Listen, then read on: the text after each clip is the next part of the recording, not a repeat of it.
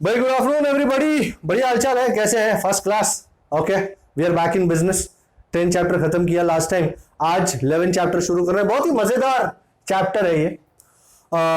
9 और 10 में हमने सॉलिड्स देखे, लिक्विड्स देखे। अब तब तक टेम्परेचर का कुछ खास मेंशन नहीं किया था। आज इस चैप्टर में मैं तुम्हारा इंट्रोडक्शन टेम्परेचर के साथ कराऊंगा। अब ये टेम्परेचर कौन है? ये टेम्परेचर एकदम अलग ही चीज होती है। यू नो, ना तुम उसको देख सकते हो, ना तुम उसको फील कर सकते हो। बाकी सारी physical quantities you can see, you can feel. For example mass, you can feel it. किसी चीज की स्पीड है, यू कैन सी इट। किस चीज का एक्सीलरेशन है, कोई तुमको धक्का मारा तो यू कैन फील इट। पर ये टेम्परेचर कैसे, क्या होता क्या है टेम्परेचर? कोई अगर मुझसे पूछे सर ये टेम्परेचर क्या होता है, मैं बोलूंगा यार सॉरी, मैं डिफाइन नहीं कर पाऊंगा। जैसे the quantity of matter contained by any body is mass, the amount of force per unit area is called pressure. दिखता है, लगता है, अपने को पता चलता है। टेम्परेचर क्या है? ना दिखता है, ना लगता है, क्या होता क्या है? और तुमको तुम बोलो सर टेम्परेचर मतलब गर्मी। बेटा गर्मी इज हीट एनर्जी, वो टेम्परेचर नहीं है। तुम्हारे बॉडी में जितनी हीट एनर्जी है वो एनर्जी है, वो टेम्परेचर नहीं है।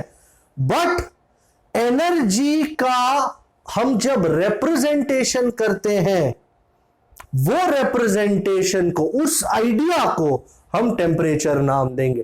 For example, you know, somebody, anybody can tell me what is hot and what is cold? Can you define what is hotness, what is coldness? Don't tell me sir hotness मतलब high गर्मी। I'm not talking about that. कोई body कम गर्म या ज्यादा गर्म कैसे पता चलेगा तुमको? तुमको तो अंदाजा ही नहीं है। अगर कोई बॉडी ज्यादा गर्म है, उसको बाकी की बॉडी कम गर्म लगेगी। उससे ज्यादा गर्मी हो उसमें तो ज्यादा गर्म लगेगी। ये बहुत ही इंपॉर्टेंट चीज है। Everything is being seen through some idea, through some reference point. तो उस चीज को हम डिफाइन करने जा रहे हैं as temperature. First things first, you know, let me talk about hotness and coldness. Hotness and coldness are relative concepts, बराबर? Hotness and coldness are relative concept. I think standard 7 में या 8 में एक एक्सपेरिमेंट कराया गया था। You know, for example there were 3 bowls. There were 3 bowls. This was of cold water. This was lukewarm water, मतलब water at room temperature you can say. And this was a bowl of hot water. हमने सबसे पहले एक बंदे को बोला तू ठंडे पानी में हाथ डाल, हाथ डाला उसने, बराबर। दूसरे बंदे को बोला तू गर्म पानी में हाथ डाल, डाला उसने। फिर वो पहले वाले को, वो बंदे को बोला अब तू इसमें हाथ डाल, तो उसको कैसा महसूस होगा? तो बहुत गर्म लग गया सर, बहुत गर्म लगा। जबकि इस वाले बंदे ने जब इसमें हाथ डाला, ठंडा ऐसा आया।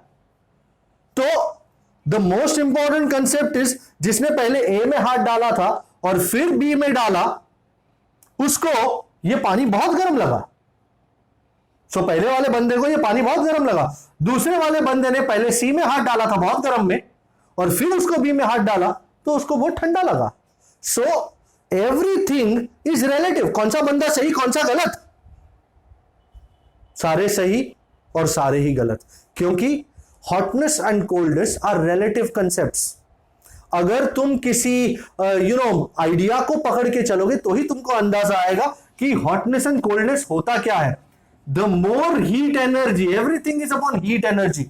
The more heat energy a body has,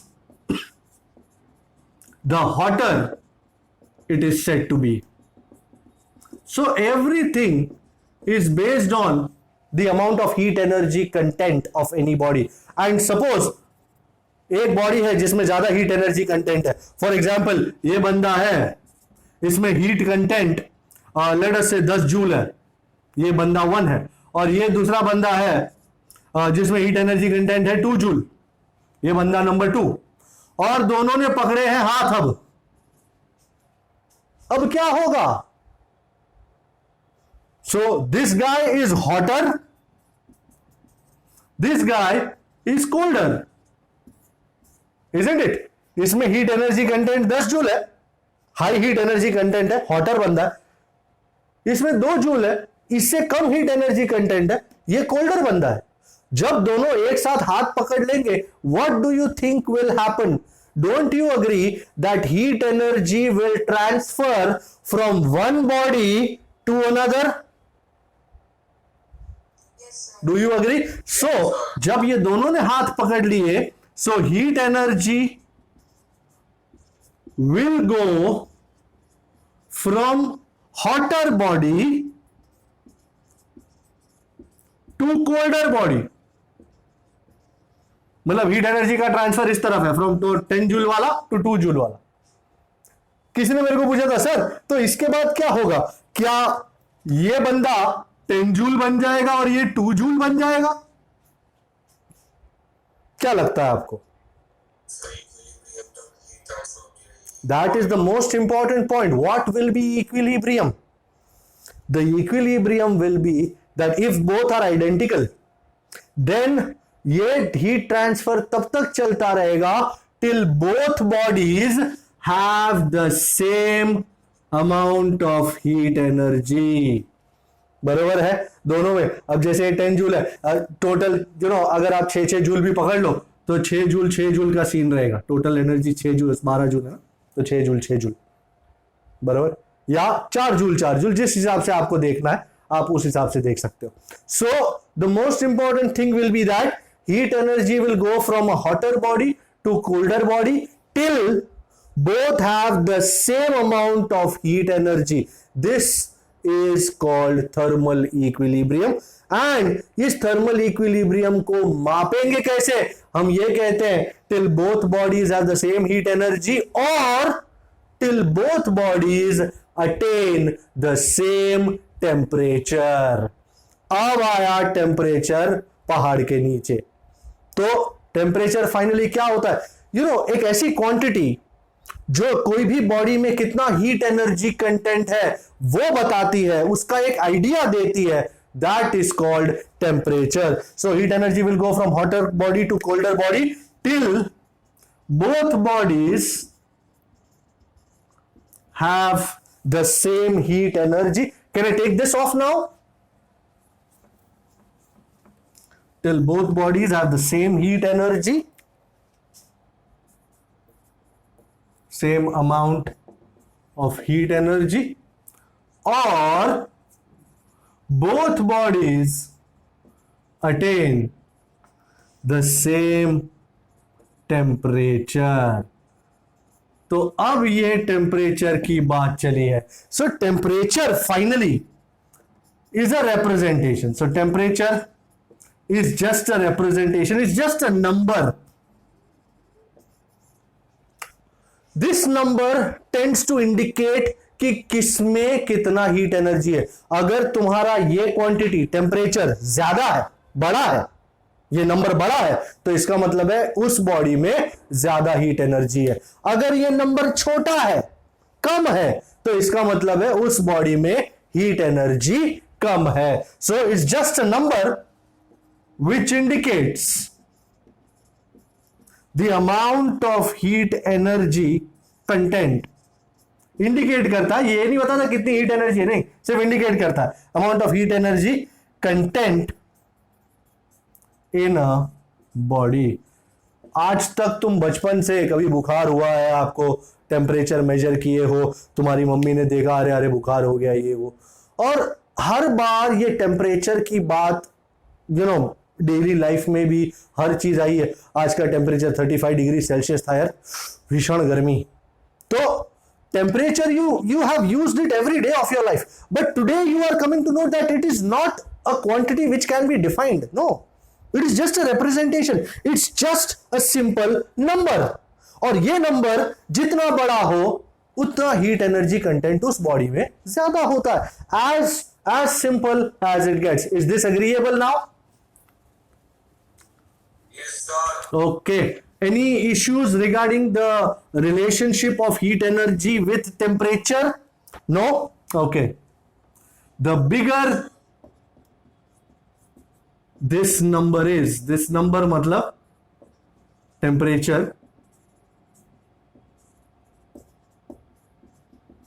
the more is the heat energy content. So अब इतना टेम्परेचर कर ही रहे हैं, तो अब I think we should start finding out कि ये टेम्परेचर को कितने टर्म्स में, कितने कितने टाइप के यूनिट्स में बताया जा सकता है, etcetera etcetera. There are basically 3 different systems for measuring temperature. 3 different scales you can call it. One is the Celsius scale, the other is the Fahrenheit scale, you can also call it Fahrenheit, and the third is, very nice, the Kelvin scale. You know, अलग अलग situations में, अलग अलग countries में अलग अलग scales use होते हैं. For example, you know, India वगैरह में we tend to use the Celsius scale. आप अगर शाम को न्यूज देखते हो तो वो बोलते हैं कि आज शाम का तापमान 19 डिग्री सेल्सियस है, या कल यू नो सर्दी बहुत थी तो 8 डिग्री सेल्सियस था. सो इंडिया में we use the Celsius scale. On the other hand, in western countries they tend to use the Fahrenheit scale. So अलग अलग कंट्रीज में अलग अलग स्केल इस्तेमाल होते हैं. Kelvin scale is usually used for scientific notations in laboratory purposes. उसके लिए ही केल्विन स्केल का इस्तेमाल होता है. गैसेस वगैरह का टेम्परेचर दिखाने के लिए हम यूजुअली केल्विन स्केल का साइंटिफिक पर्पसेस के लिए उपयोग करते हैं. तो ये 3 अलग अलग स्केल्स हैं टेम्परेचर को रिप्रेजेंट करने के. तो कैसे रिप्रेजेंट किया, कैसे किसी हीट एनर्जी कंटेंट को एक नंबर के साथ जोड़ेंगे? कोई तो रेफरेंस पॉइंट होना चाहिए ना. बिल्कुल, बगैर रेफरेंस पॉइंट के टेम्परेचर मैं ये बनाऊंगा कैसे? थर्मोमीटर कैसे बनेगा? हम जो थर्मोमीटर शायद आपने यूज किया होगा, मुंह में रखते हैं, हम ग्लास का होता है. सो लिक्विड होता है उसके अंदर, mercury. Have you ever observed? Yes, sir. Absolutely. And that thermometer जो हमारे अपना बॉडी का टेम्परेचर मेजर करने के लिए होता है, it uses the Fahrenheit scale. I hope you have observed. So the main question for those people who were trying to make thermometers was how to make a reference point for temperature. दो ही सबसे important reference points थे. So to build a scale, to build a temperature scale, we need reference points. और 2 reference points हमको मिले थे. The first is the temperature at which water starts becoming steam. This is called boiling point. बराबर, तुम पानी को गर्म करने रखे हो, एक पॉइंट पे आके पानी वेपर बनने लगता है, स्टीम बनने लगता है, that is called boiling point.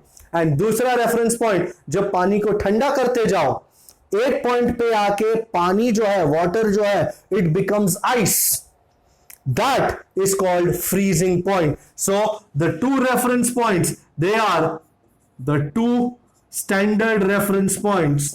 One, boiling point of water, the point, the temperature at which water gets converted into steam. और सोचे क्या क्या नंबर असाइन करें इसको, ये हाई एनर्जी कंटेंट वाली बात है, तो we called it 100 degree Celsius. नाम दे दिया 100 डिग्री सेल्सियस. एंड दूसरा, the freezing point of water, इस पॉइंट पे आके लिक्विड सॉलिड बन जाएगा, अब पानी बर्फ बन जाएगा. क्या नाम दे इसको, क्या नाम दे? अच्छा 0 दे देते हैं. नहीं तो कभी आपको ये ऑड नहीं लगा कि freezing point exactly 0 degree Celsius है, boiling point exactly 100 degree Celsius है? ये साला इतना एग्जैक्टली कैसे हो गया सब कुछ? कितना बढ़िया नंबर है 0 100. नहीं, ये नंबर दिया हुआ है किसी ने, तुम्हारे जैसे किसी इंसान ने दिया कि फ्रीजिंग पॉइंट को 0 ले लो, ओके, बॉइलिंग पॉइंट को 100 ले लो, और बाकी सब बीच का. सो सेल्सियस स्केल्स में ये बॉइलिंग पॉइंट और freezing point 100 and 0 degree Celsius है. On the other hand, Fahrenheit scale पे ये 100 डिग्री सेल्सियस का चेंज हो जाता है. Fahrenheit is 212 Fahrenheit. बराबर, आपको डिग्री लिखना है तो लिखो, नहीं तो फ़ारेनहाइट में चलता है. ये 100 डिग्री सेल्सियस अगर आप फ़ारेनहाइट स्केल पे देखो, boiling point of water it is 212 Fahrenheit and freezing point of water it will be 32 degree Fahrenheit. Wow! So Celsius scale में इन दोनों रेफरेंस पॉइंट्स के बीच 100 डिविजन्स है। सो सेल्सियस स्केल्स में freezing point, boiling point, ये Celsius scale, ये Fahrenheit. मैं Kelvin को अभी इंक्लूड नहीं कर रहा हूं डिस्कशन में। So freezing point on the Celsius scale is 0 degree Celsius, boiling point is 100 degree Celsius. So total कितने नंबर ऑफ डिविजन्स हुए?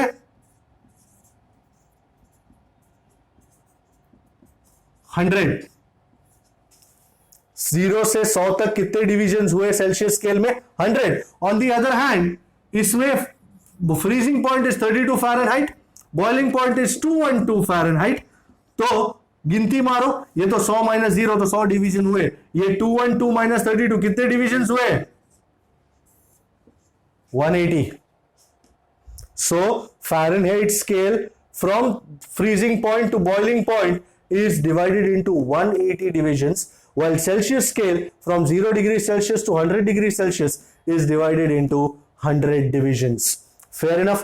And now you're going to ask me, sir, if I want to convert from Celsius to Fahrenheit or from Fahrenheit to degree Celsius, is there any equation that I can use? Yes, absolutely. If TC and TF are temperatures on Celsius scale and Fahrenheit scale, then इन दोनों के बीच का रिश्ता क्या है? Sir दे देता हूं अब भी equation. Can I take this? I can surely, right.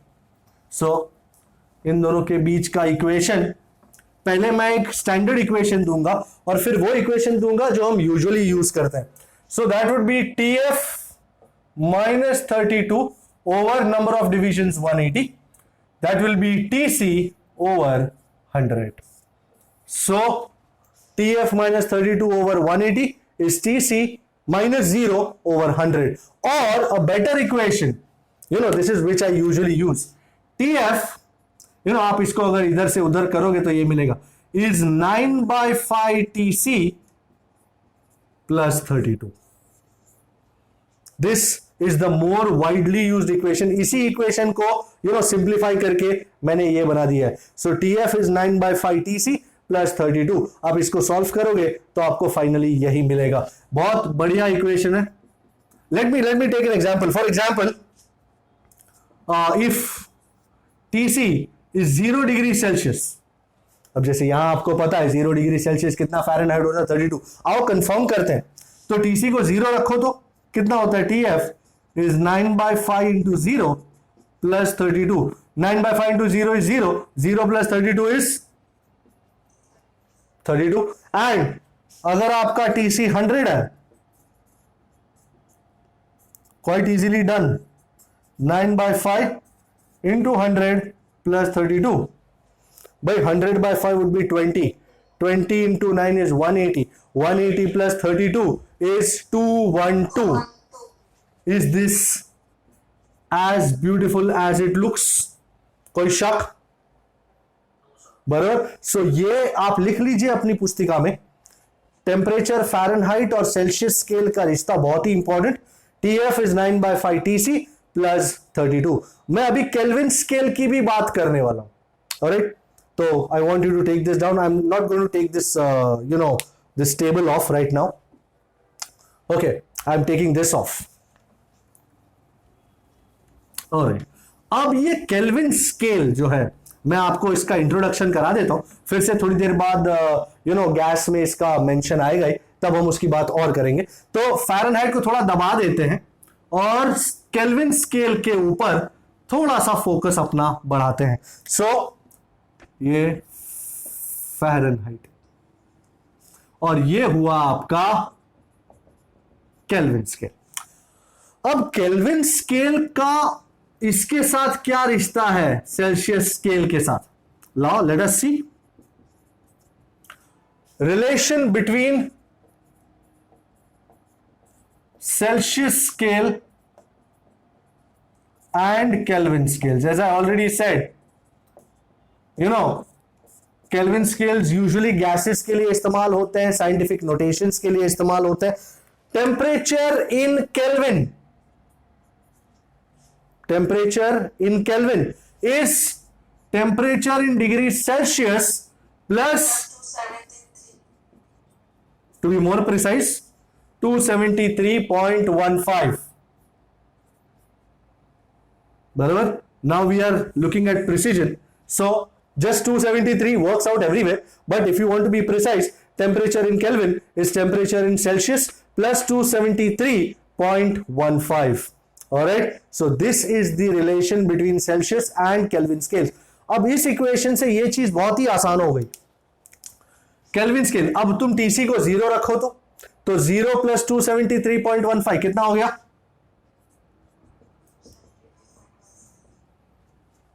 And अब टीसी को 100 रखो तो absolutely.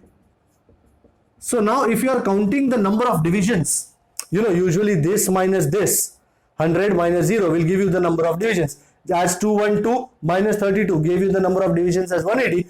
373.15 minus 273.15. How many divisions, people? 100 divisions. So Celsius scale में भी 100 divisions है, Kelvin scale में भी 100 divisions है, Fahrenheit scale में 180 divisions है.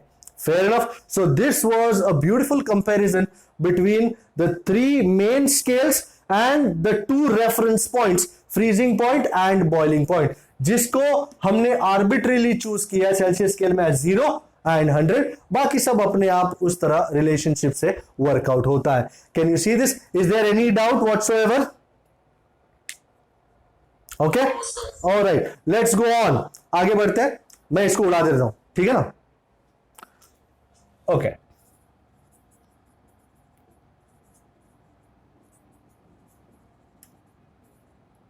You know, हम यूजुअली थर्मोमीटर्स में जैसे मर्क्यूरी यूज करते हैं या अल्कोहल यूज करते हैं etcetera etcetera. Those are liquid in glass type of thermometers.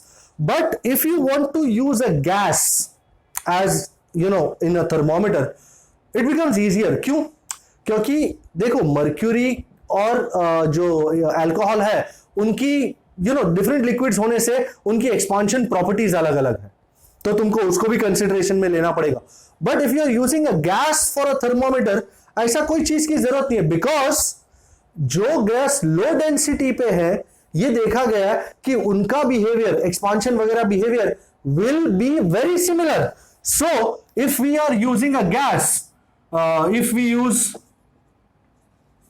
a gas in a thermometer, and if it is a low density gas, then the expansion properties are similar for all gases. Expansion properties are similar for all gases. This makes it very easy कि अगर कोई भी gas ले लो ना, density लो होनी चाहिए उसकी, low density पे सारे गैस एक ही जैसा बिहेव करते हैं. So properties, the expansion properties are similar for all gases, for any type of gas like that. Okay, now gases के साथ कुछ एक्सपेरिमेंट्स भी किए गए थे. सबसे पहले बॉयल ने हमको ये लॉ दिया था. आई एम श्योर केमिस्ट्री में आपने पढ़ा होगा Boyle's law, Charles law. I am sure you have been through that. You've been through that? What did Boyle say? Boyle said that if you take a gas and you keep the temperature constant, then pressure is inversely proportional to volume. Barabar? So I tend to use it like BCG, TPV. So Boyle says at constant temperature,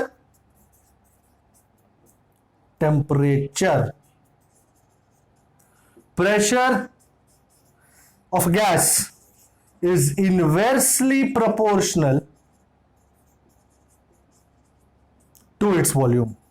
Okay, and as a result, because I get P is inversely proportional to V, तो V को मैं यहां ले आऊं तो it becomes a very lovely term which is PV is constant.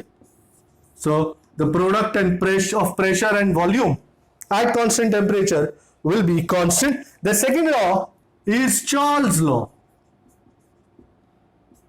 Charles's law, like Charles law क्या कहता है? Pressure constant at constant pressure, volume is directly proportional to the temperature, the absolute temperature of the gas. जब भी कोई absolute temperature कहे ना, इसका मतलब है he is using Kelvin. याद रखना हमेशा. If they say absolute temperature, let me write absolute temperature. If they say absolute temperature, इसका मतलब है they are talking about the temperature in the Kelvin scale. So volume proportional to temperature, or V by T is constant.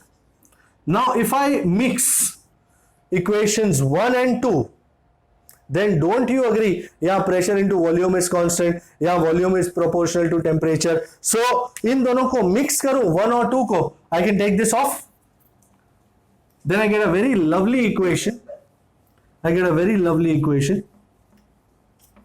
Which says, so mixing, combining equations 1 and 2, we get PV by T is constant. It's a very, very beautiful equation. We shall use this equation many times, not in this chapter, of course. In kinetic theory of gases, we shall use this. But right now, सिर्फ introduction कर रहे हैं. So PV by T is constant, and experimentally, this constant was seen to depend on the given quantity of the gas. So this constant is called mu r, denoted as mu r, where mu is the number of moles. Here mu is the number of moles of the gas, and r is the universal gas constant, जिसकी value 8.31 joule per mole kelvin, या joule per kelvin आप ये भी कह सकते हो, not an issue. And as a result PV by T is mu R. तो मैं टी को वो साइड लेके जाता हूं, and I get therefore PV is mu R T. I'm sure you've seen this equation many times in chemistry. This is called the ideal gas equation, or you can call it the equation of state of an ideal gas. PV is mu RT. इसमें mu is the number of moles, R is the gas constant. This is a very, very lovely equation. Okay, so PV is mu RT. I hope you're writing these down, the blue colored equations, you're writing it down. Fair enough, please write down. I'm going to take it off now. Okay, I'm moving. So this was the ideal gas equation. Acha, now if I want to make a thermometer, all right, let me take this off. If I want to make a thermometer using a gas, and I want to make this thermometer pressure versus volume thermometer, all right. So because यहाँ से मुझे दिखाई दे रहा है कि अगर मैं volume को कांस्टेंट रखूं, म्यू और आर को कांस्टेंट रखूं, तो pressure will be directly proportional to temperature. So let's make a constant volume gas thermometer. Constant volume, huh?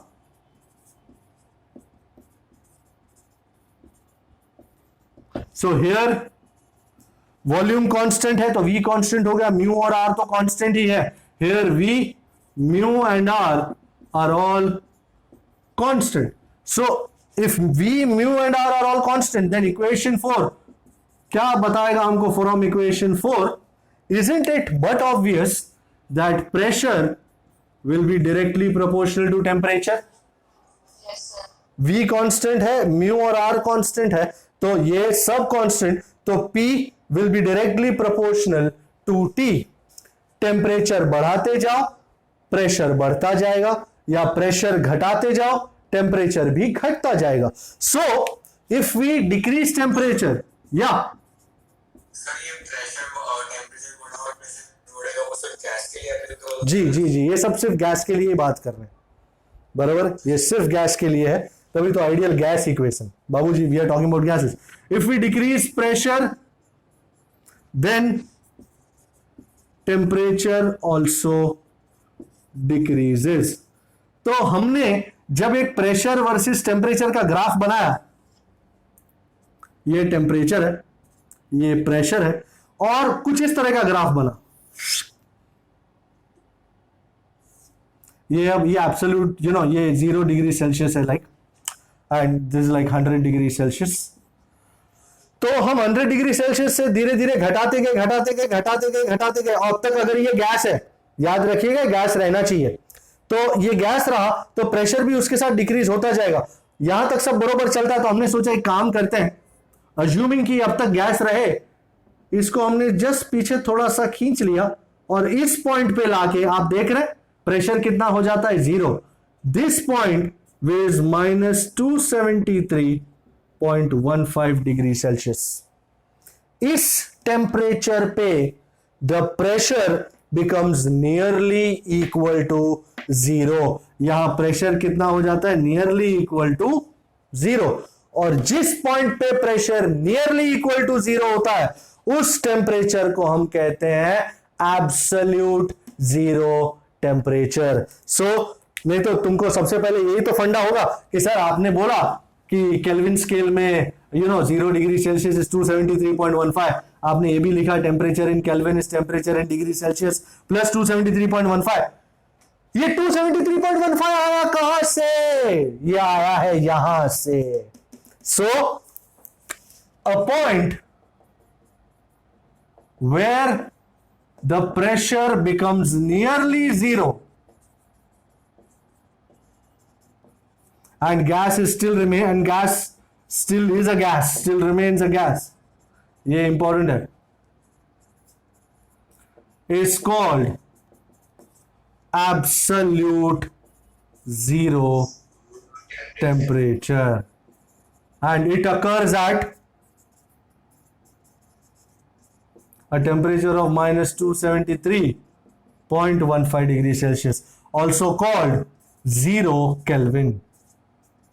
लोग इसको ओके कहते हैं, okay it's not okay, it is 0 kelvin.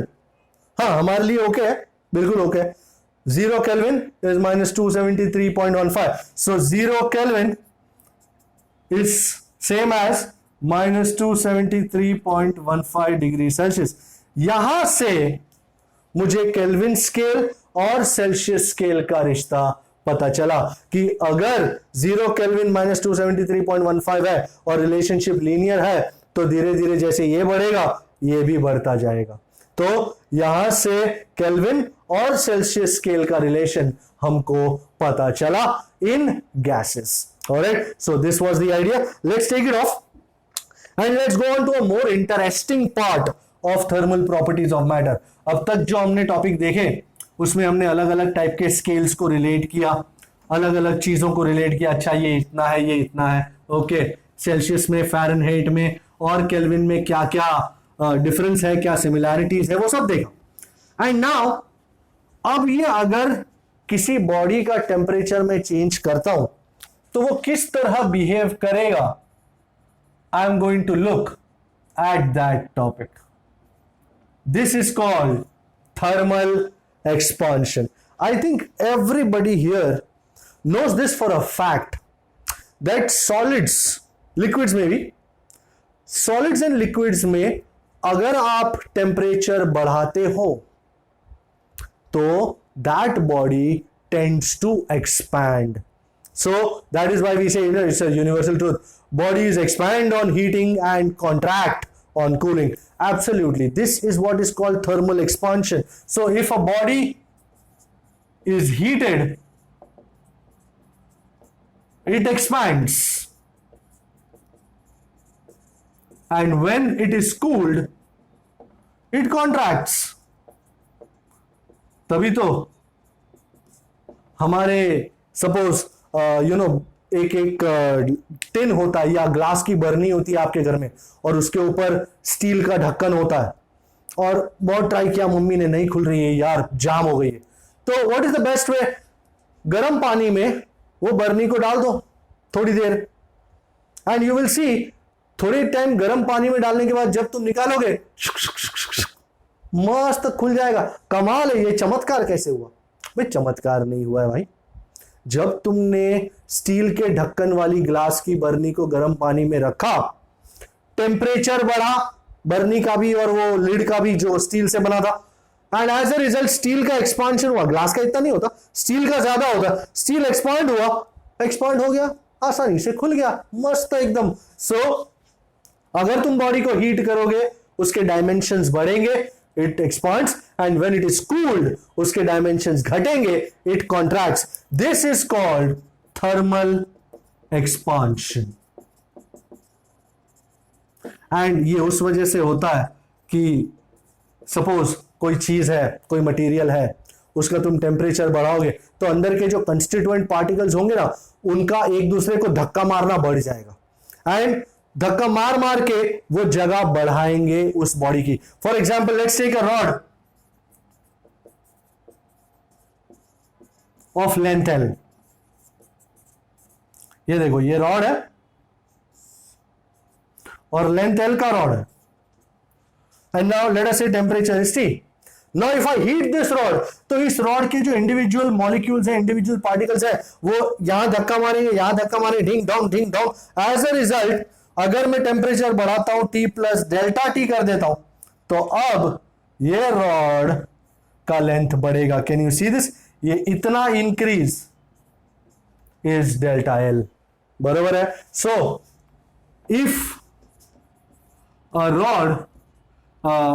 rod's temperature is changed by delta T, the length of the rod changes by delta L. Is there any quantitative relation between the temperature change delta T and the length change delta L? Yes. हमने experimentally ये देखा है कि experimentally, उसमें टल्ली होना पड़ता है experiment में, तब जाके ये सब रिजल्ट मिलता है। Delta L by L, the change in length over original length is proportional to the change in temperature delta T. And वक्त आ गया कांस्टेंट को इंट्रोड्यूस करने का। So delta L by L is equal to alpha L. अब और कुछ मिला नहीं तो इसी अल्फा को यूज कर लिया, डेल्टा टी। वाओ, बहुत बढ़िया। और you can write this equation as delta L is L alpha delta T, one of my favourite equation. Same equation है, बस मैंने लेंथ को है ना ऊपर ले लिया। सो delta L, the change in length is original length L into alpha, alpha L into delta T. Sir ये अल्फा एल कौन है? Alpha L is a constant which is called coefficient of linear expansion. Sir, क्यों linear? Because can you see there is expansion only in one dimension. This is one dimensional expansion, सिर्फ length ही बढ़ रही है, that is why it is called linear expansion. Two dimensional, three dimensional भी होता है, मैं दिखा दूं आपको two dimensional, three dimensional expansion. For example, ये तो रॉड है, मैं टू dimensional दिखाता हूं आपको। सपोज ये एक स्क्वेरिश प्लेट है और इसका टेम्परेचर तुमने बढ़ाया बाय डेल्टा टी, तो यू विल सी दैट इसकी लेंथ भी बढ़ेगी और इसकी ब्रेथ भी बढ़ेगी, दोनों बढ़ेंगे। सो ये ऐसी थी, ऐसी ब्लू कलर की हो जाएगी। 3D में भी अवेलेबल है सर। अच्छा, this is called area expansion. And उसी तरह 3D में पता नहीं डायग्राम बन पाएगा या नहीं बन पाएगा, पर अपन ट्राई करेगा। ये तुम्हारा ओरिजिनल क्यूब है और तुम उसका टेम्परेचर बढ़ाओगे तो माशाअल्लाह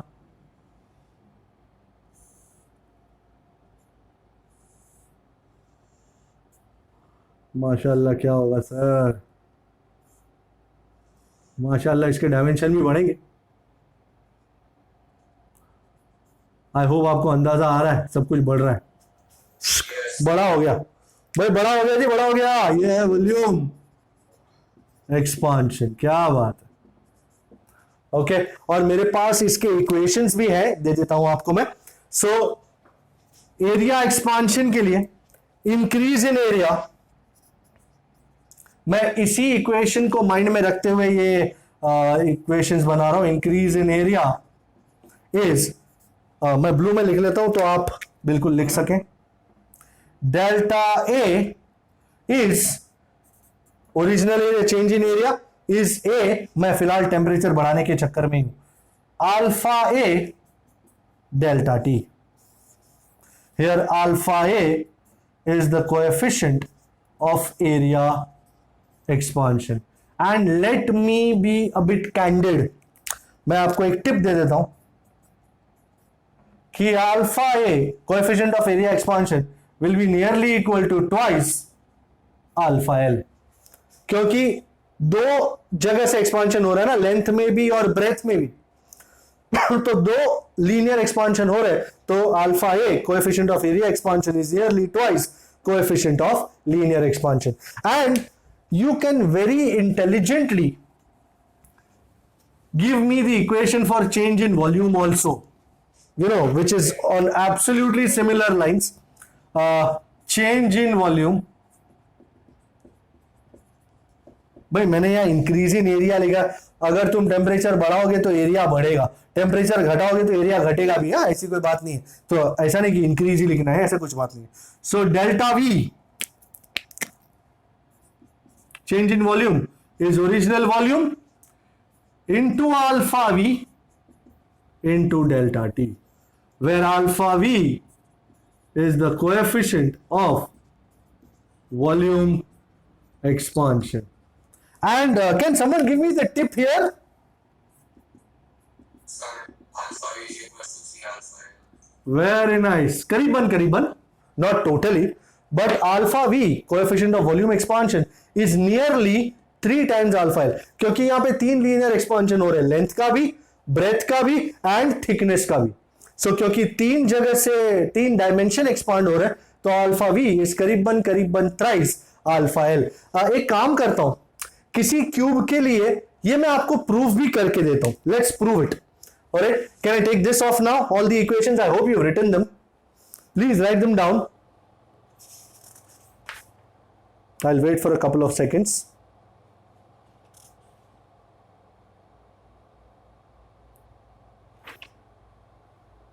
Okay, all right, now I'm going to prove this. Yeah, tell me. Done. Okay, done. So मैं ये सब उड़ा रहा हूं इसके लिए क्योंकि मैं एक इंपॉर्टेंट चीज प्रूव करने वाला हूं। I'm going to prove alpha v is करीबन 3 times alpha l. So उसके लिए ये स्टेज सेट कर रहा हूं मैं। कंसिडर अ क्यूब, क्यूब है, तीनों साइड सेम लेंथ है, लेंथ एल है उसका। Okay, you will use these equations, so be careful. So let's prove. Consider a cube of original length L. Okay भाई, अगर क्यूब है, लेंथ एल है, what do you think will be the original volume? नहीं, V तो है ही। Don't you remember the volume of a cube is L cube? Now the temperature is changed by delta T.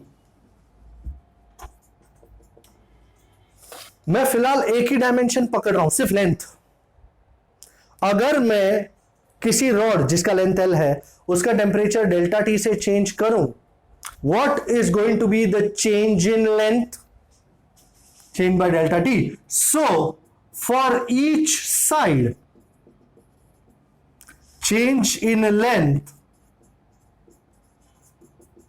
is delta L. Equation साबुत है सरकार, L alpha L delta t। मैंने equation उठा लिया। चेंज इन लेंथ कितनी होगी? Will be original length L into alpha L into delta t. So what is the new length? of each side. Anybody? Don't you think new length is original length plus the increase या change? Do you agree with this equation? Anybody? तुम्हारा let us say original length था L, मैं सिर्फ एक rod पकड़ रहा हूं, और अब तुमने डेल्टा टी से टेम्परेचर चेंज किया एंड अब increase in length is delta.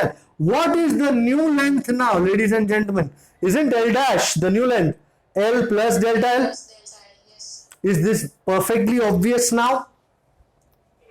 Okay, so Sir, हाँ बोलो.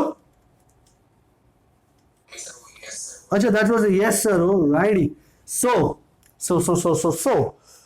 ये डेल्टा एल को पुट करने का वक्त आ गया. L plus L alpha L delta T. Do you agree I can take L common?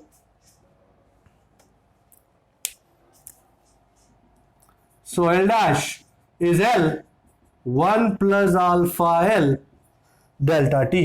Ladies and gentlemen, चलते चलते एक नया इक्वेशन से हमारा इंट्रोडक्शन हो गया.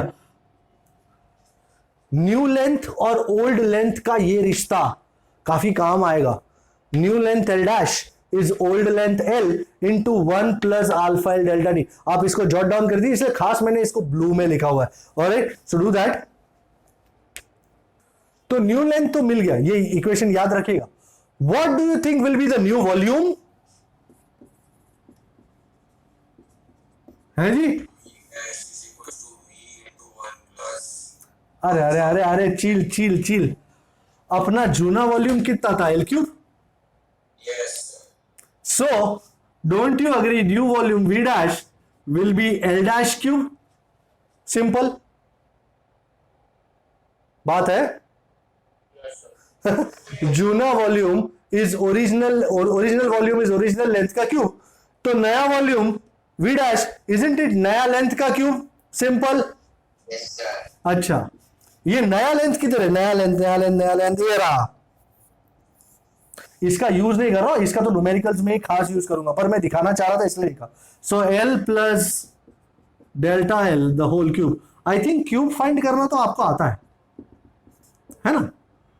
L cube plus 3L square delta L plus 3L delta L square plus delta L cube. A plus B the whole cube. A cube plus 3A square B plus 3AB square plus B cube. Simple as that. बराबर. पहले इसका cube किया plus 3, अब इसका एक power घट गया L square, इसका एक आया delta L plus 3L into इसका बढ़ गया डेल्टा L स्क्वायर और finally delta L cube. Now as delta L much lesser than L, so we neglect delta L square and delta L cube, क्योंकि हमारा जो लेंथ है उससे delta L काफी कम है. बराबर. एज अ रिजल्ट ये जो बड़े पावर्स हैं डेल्टा L के, delta L square, delta L cube, ये तो बहुत ही ज्यादा कम हो जाएंगे, तो मैं इनको नियरली निग्लेक्ट करता हूं. सो उनको निग्लेक्ट कर दिया. So what is your original volume V dash, new volume V dash. L cube क्या है? Original volume plus 3L square, ये नियरली इक्वल टू कर देते, 3L square delta L. V dash minus V,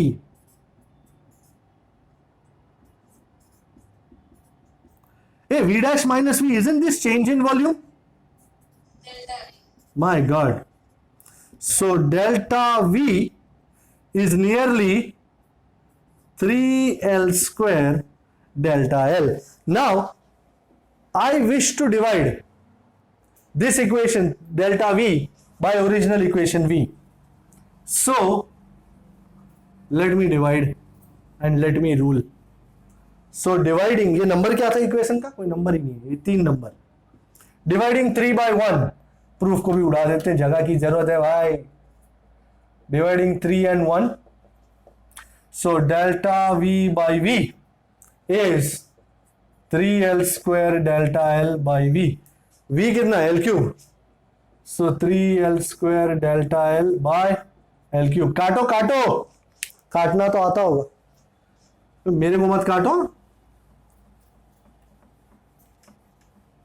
क्या आएगा?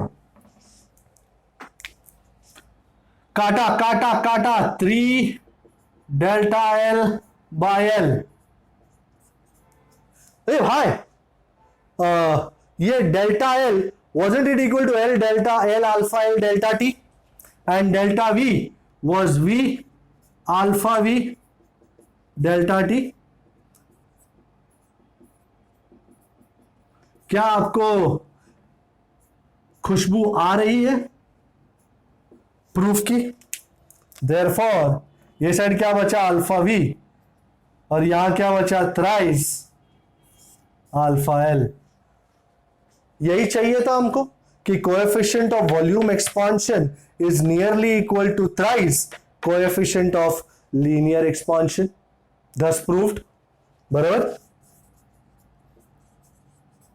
Text book में उन्होंने बहुत छोटा किया है, मैं हर एक स्टेप को खोल के दिखाया आपको, इसलिए थोड़ा लंबा हो गया। So this is the relation between alpha V and alpha L, a very important idea. Okay, तो ये तो सब अब तक सॉलिड्स और लिक्विड्स के लिए चल रहा था। अब हम गैसेस की भी बात करेंगे। गैसेस, वाह, मेरे को गैसेस बहुत अच्छे लगते हैं, मजा आता है उनके साथ एक्सपेरिमेंट वगैरह करने में, क्योंकि लो डेंसिटी पे सबका बिहेवियर करीबन करीबन सेम होता है, guided by Boyle's law, Charles law, Gay-Lussac's law. You will learn more about that in gases. But ये तीन लॉज जो है वो गैस के बिहेवियर को गवर्न करते हैं, that is why it's like that. अच्छा, फॉर अ गैस तो इंग्लिश में क्या लिखेंगे? For gases. Anybody remember the ideal gas equation? Yes, sir. अच्छा, that's so nice that you remember. It would have been nicer if you had given me the ideal gas equation. PV. Is equal to mu r d. Okay. Now. Let's keep pressure constant.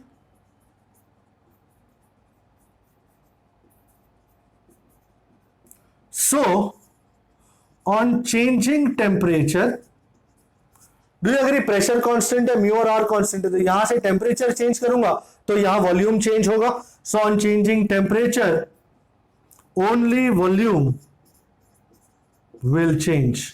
Okay, and as a result equation 1 becomes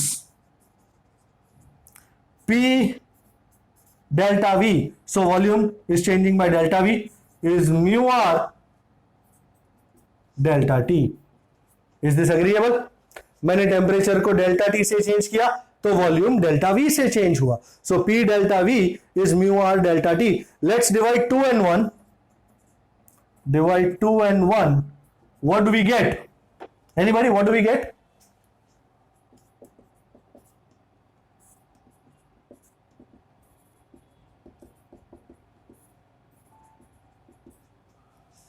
काटो काटो, रुकी किसके लिए? ठक ठक ठक ठक ठक ठक. क्या मिला? Delta V by we.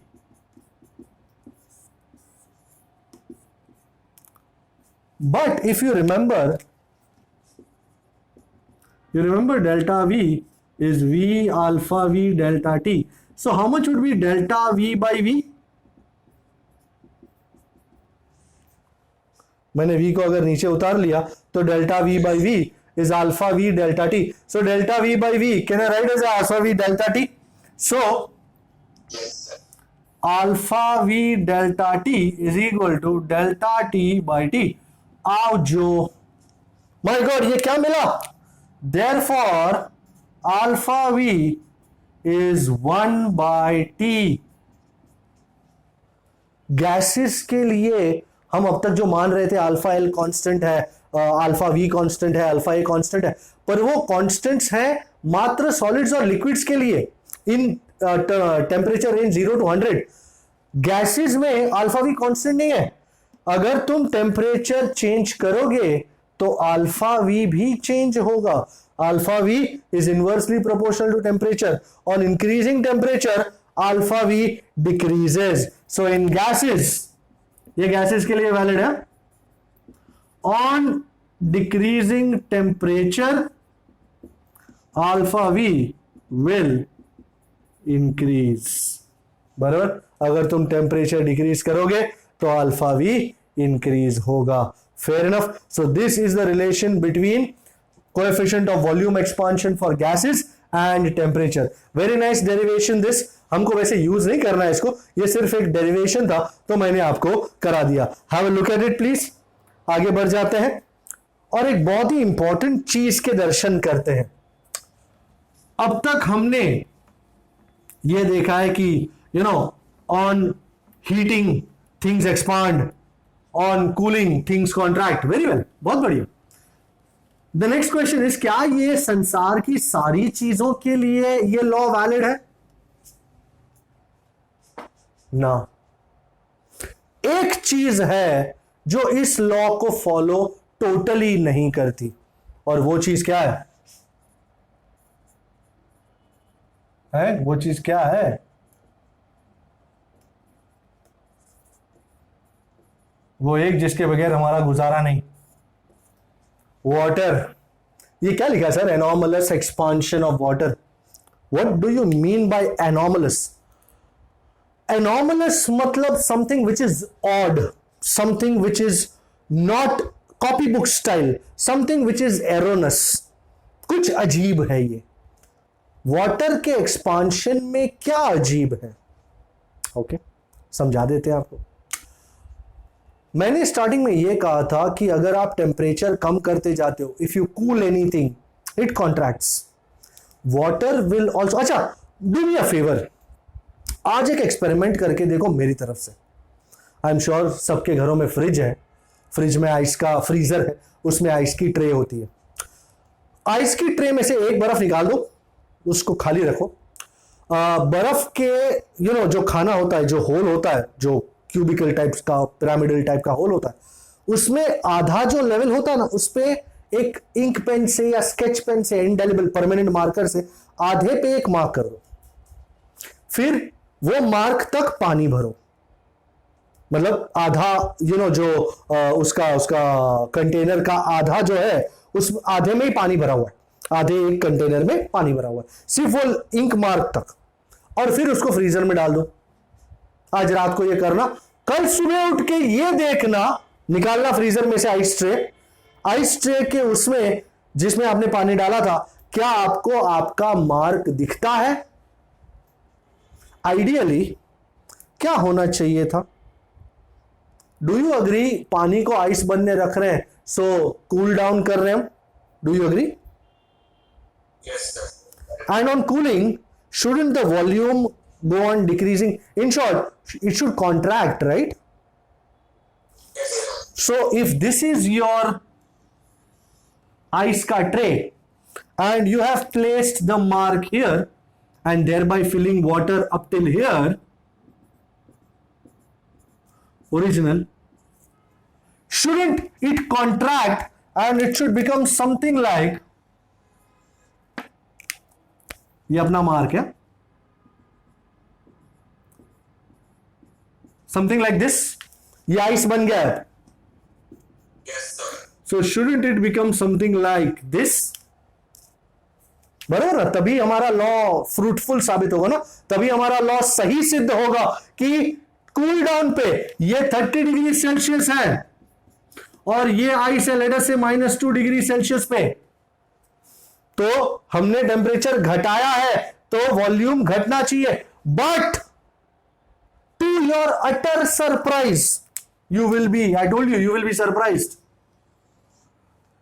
ये तुम्हारा कंटेनर मार्क इधर, you will be surprise to notice कि जब कल सुबह उठ के आप खोलोगे फ्रिज और फ्रीजर में से ये निकालोगे, बाप रे, इसकी तो परिस्थिति गंभीर है।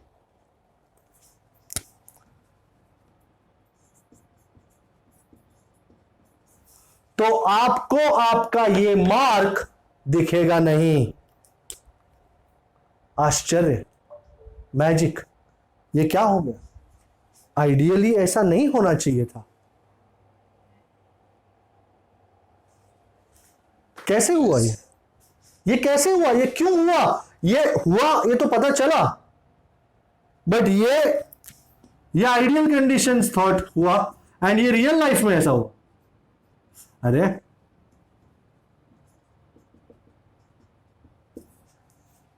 हमने क्या सोचा था, दूसरे दिन देखेंगे, खड़े होंगे, उठेंगे, दिखेंगे तो मार्क नजर आएगा, आइस का वॉल्यूम कम हो गया होगा क्योंकि हमने कूल डाउन किया है, तो कॉन्ट्रैक्ट होना चाहिए। पर हमने जब खोल के देखा तो हमको तो मार्क दिखा ही नहीं, मार्क दिखा नहीं, इसका मतलब बर्फ बढ़ गया है। ओ गॉड। तो ये जो उसका वॉल्यूम इंक्रीज हो गया, जो नहीं होना था तो हो गया, that is called anomalous expansion of water.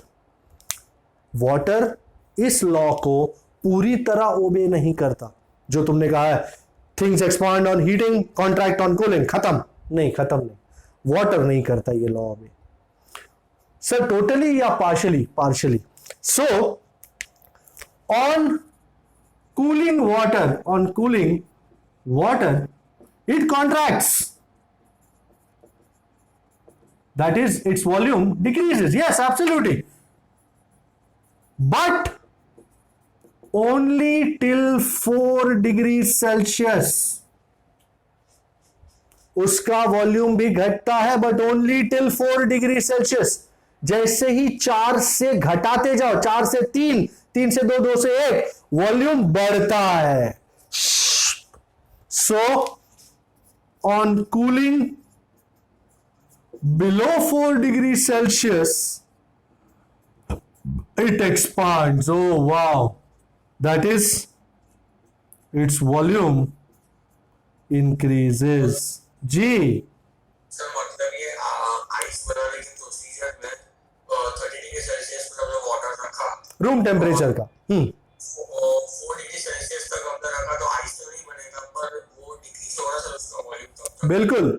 बिल्कुल डिक्रीज होगा, डिक्रीज होता जाएगा 4 तक। जैसे ही 4 से 3 जाएगा, 3 से 2, 2 से 1, और जब तक 0 आ गया तब तक तो वॉल्यूम ये हो गया।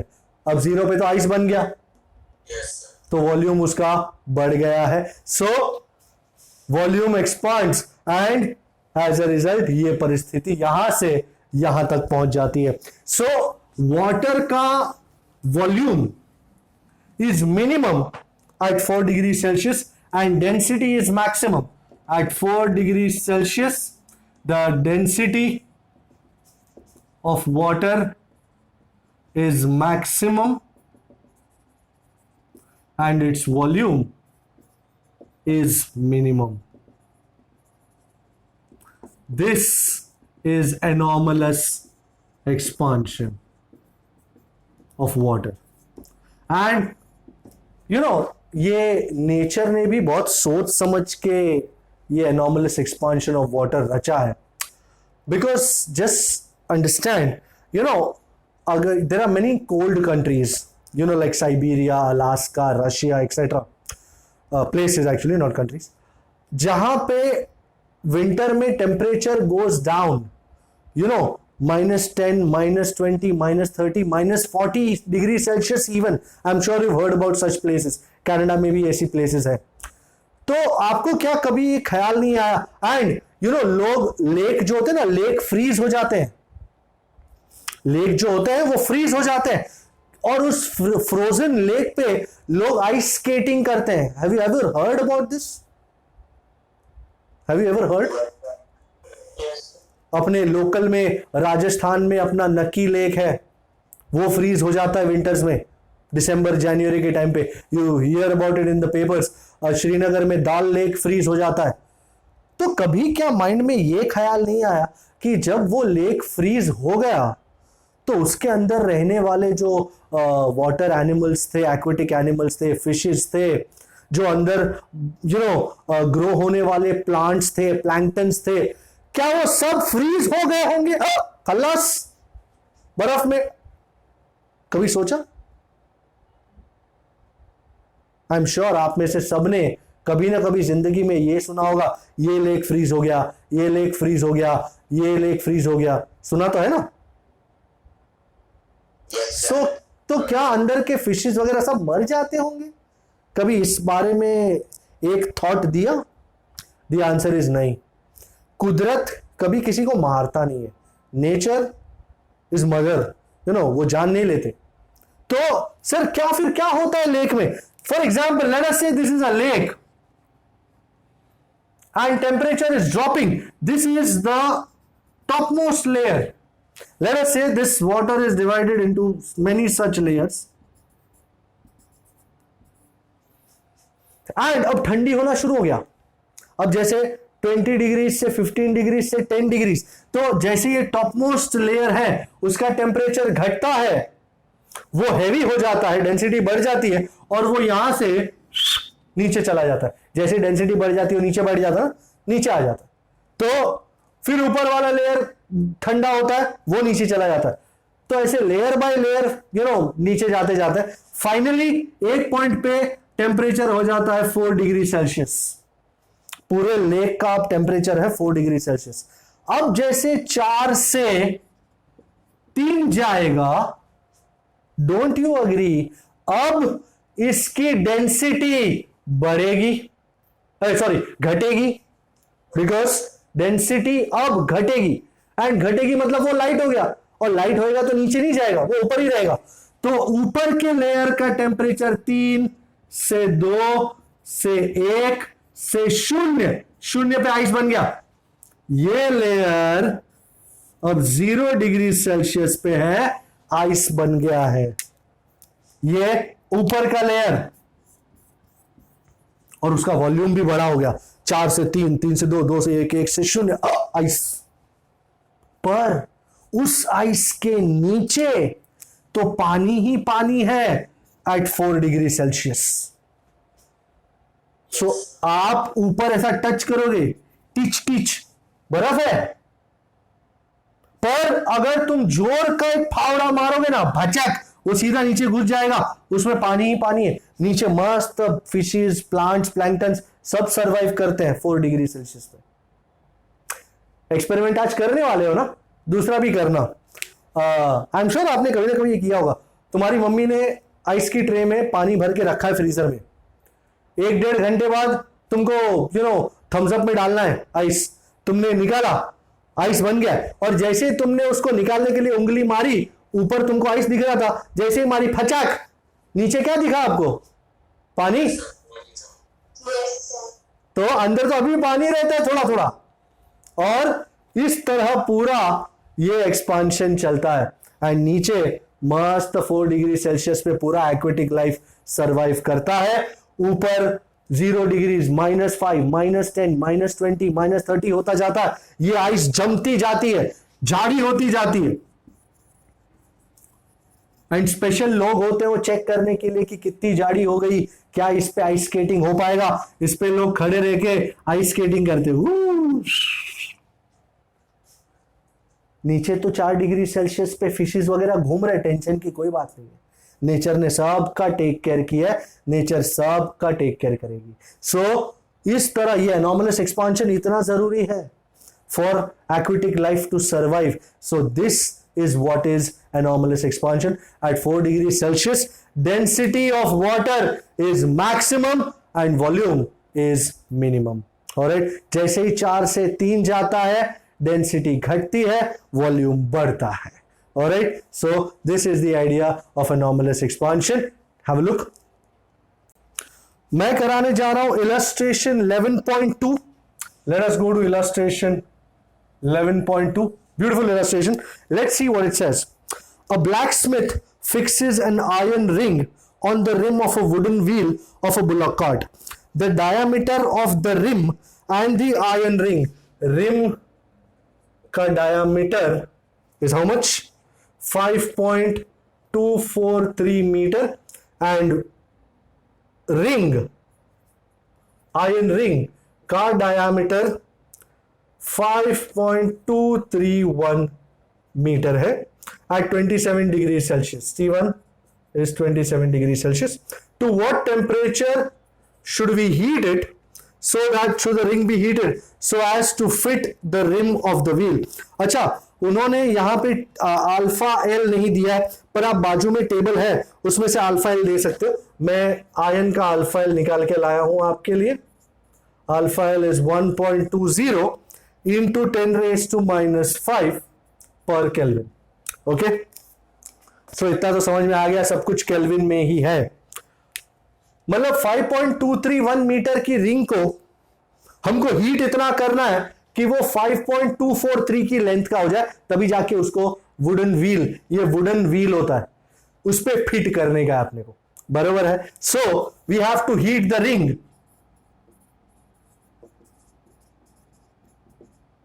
हीट द रिंग, मैं रिंग लिख रहा हूं. Heat the ring till its diameter becomes equal to diameter of wheel, मतलब रिम. ओके, मैंने आपको वो न्यू लेंथ और ओरिजिनल लेंथ का एक्सप्रेशन दिया था, यहां पे लिखा था हमने किसी जमाने में. L dash is L bracket 1 plus alpha L delta T. बराबर. वी नो, हम जानते हैं, new length L dash is original length L 1 plus alpha L delta T, where delta T is the change in temperature. अच्छा, अगर diameter है D, तो what will be the length of the ring? Ring मतलब circle होता है, pi D. So L dash is pi, बड़ा किसका है, बड़ा किसका है, pi D1 is L original pi D2 1 plus alpha L into delta T, मतलब T2 माइनस T1. पाई पाई तो गियो. Now I am substituting D1 कितना, I hope you have your devices ready. D2 1 plus alpha L 1.2 into 10 raise to minus 5 into T2 minus भाई 27. कहा गया 27, इसको kelvin में convert करना है, तो T1 27 प्लस 273 कितना होता है, 300. Yes, sir. Okay, are you dividing 5.243 divide by 5.231? 5.243 divide by 5.231, 1.00229. Yes, sir. 1.00229 को 23 भी लिखना है तो लिख सकते हैं. देखते हैं 23 लिखना चाहिए या 229 लिखना चाहिए. लेट अस सी. ओके, वैसे टेम्परेचर डिफरेंस है, आप कुछ भी लिखो चलेगा. 1.0023 माइनस 1 दैट्स 0.0023. एंड अब इसको नीचे डिवाइड करूंगा. सो T2 माइनस 300 इज 0. अच्छा 1 2 3 4 23 into 10 raised to minus 4 over 1.2 into 10 raised to minus 5. Anybody doing this? 23 divided by 1.2. 19.16. 19.17 लिख दूं, 16666 है. Minus 4 plus 5 is 10 raised to 1. So 191.7. So T2 in Kelvin, ये plus हो जाएगा. 300 plus 191.7, how much it is? 491.7. Kelvin. और अगर degree Celsius में answer चाहिए तो 491.7 माइनस 273 कीजिए. 218.7. 218.7. उन्होंने सिर्फ 218 लिखा है.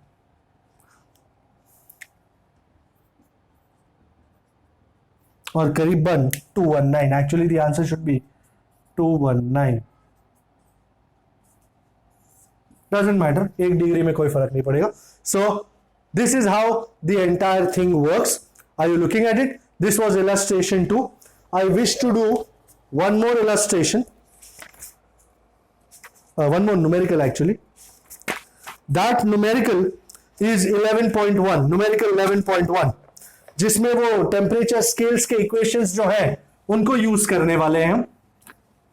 I hope you remember those equation scales. TF is 9/5 TC plus 32, and temperature in Kelvin is temperature in degrees Celsius plus 273.15. So this is numerical 11.1. क्या कहता है ये? Triple points of carbon, neon and carbon dioxide. Don't worry about what is triple point. I'll tell you later. So temperature ये kelvin में दिया हुआ है. T1 is 24.57 kelvin. ये किसके लिए है? नियॉन का. And carbon dioxide 216.55 kelvin. ये CO2 का है. What do we need to do? Express these temperatures on the Celsius and Fahrenheit scales. अच्छा, सबसे पहले for neon.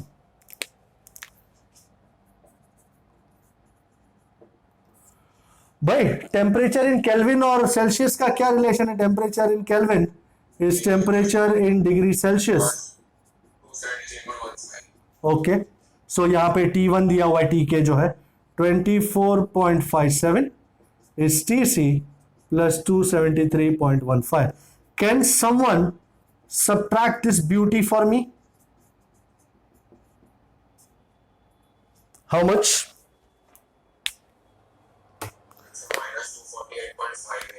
-248.58. 24.57 minus 273.15 -248.58.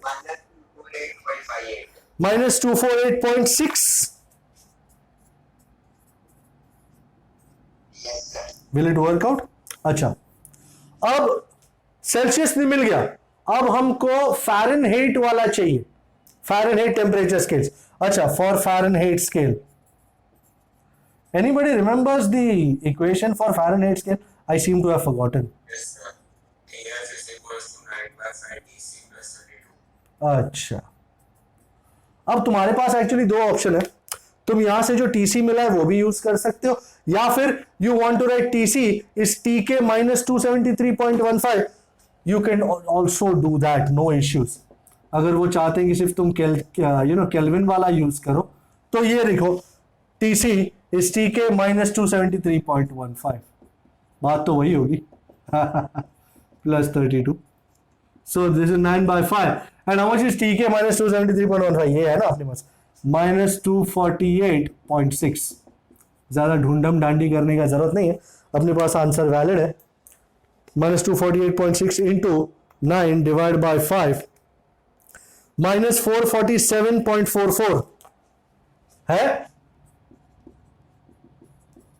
Yes, sir. Plus 32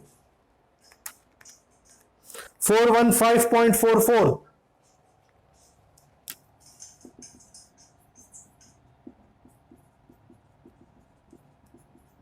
Fahrenheit.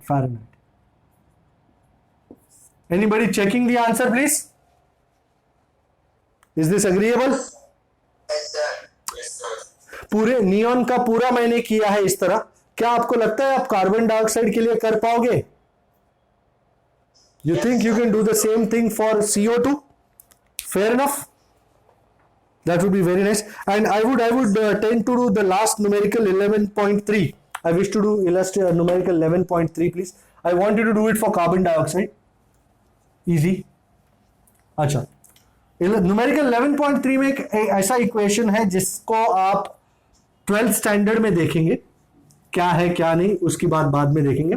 But एक इक्वेशन दिया हुआ है कि the electrical resistance in ohms of a certain thermometer varies with temperature according to the law.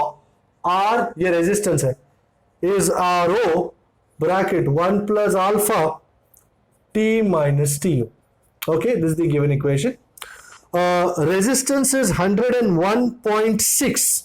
So R1 is 101.6 ohm at the triple point of water 273.16 Kelvin and 165. अच्छा, ये R0 है actually और ये T0. Okay, ये standard reference वाला. And R1 is 165.5 ohm at कितने temperature पे? 600.5 Kelvin. What is the temperature when the resistance is 123.4? 123.4 ohm हो तब T2 कितना होगा? भाई first things first, R0 T0 R1 T1 को पहले यूज करेंगे इक्वेशन में. वहां से मुझे अल्फा मिलेगा और अल्फा मिलने के बाद R2 वाले इक्वेशन में मुझे T2 फाइंड करना है. So case 1, I'll have two cases. First, R1 is R0, 1 plus alpha T1 minus T0. Okay, goody goody. R1 165.5, R0 101.6, bracket 1 plus alpha. Remember, I don't have alpha. That is the first thing I need to find. 600.5 minus 273.16. Okay, give me a break. 165.5 divided by 101.6. 1.6289.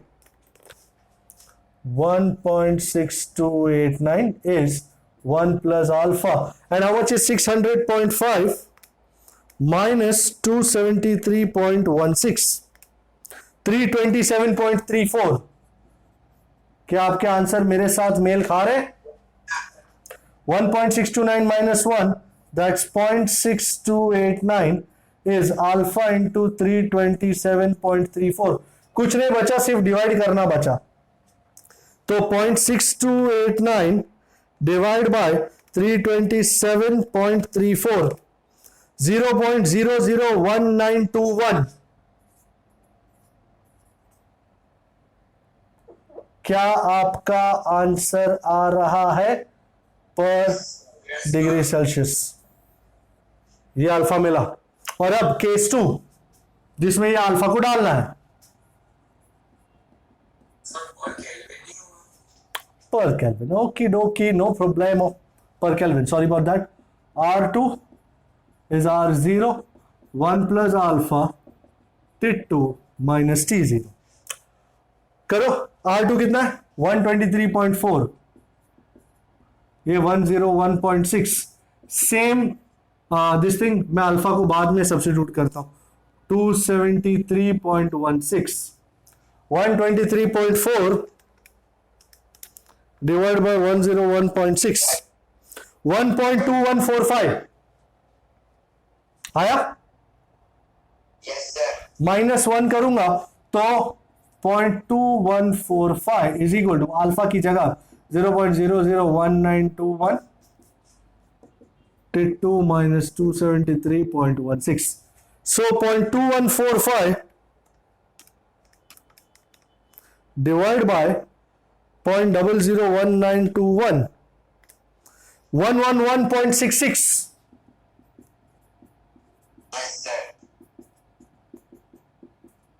And plus 273.16, 111.66 plus 273.16, 384.82.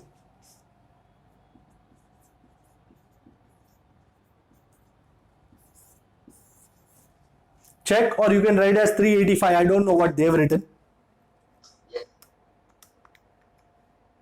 सही है. And अगर kelvin में, ये तो kelvin में, degree Celsius में चाहिए तो 111.67 degree Celsius. I don't know किस फॉर्मेट में दिया है पीछे, शायद केल्विन में हो तो ये आंसर है, और सेल्सियस में चाहिए तो ये आंसर है. You can check that out. Is this agreeable? Okay, alright. So I think ये टॉपिक्स को यूज करेंगे हम अगले लेक्चर में भी. अगले लेक्चर में मैं स्पेसिफिक हीट, कैलोरीमेट्री और ये सब कराने वाला हूं. So let's see you in the next lecture. Till that time you stay safe, keep doing this. Bye bye.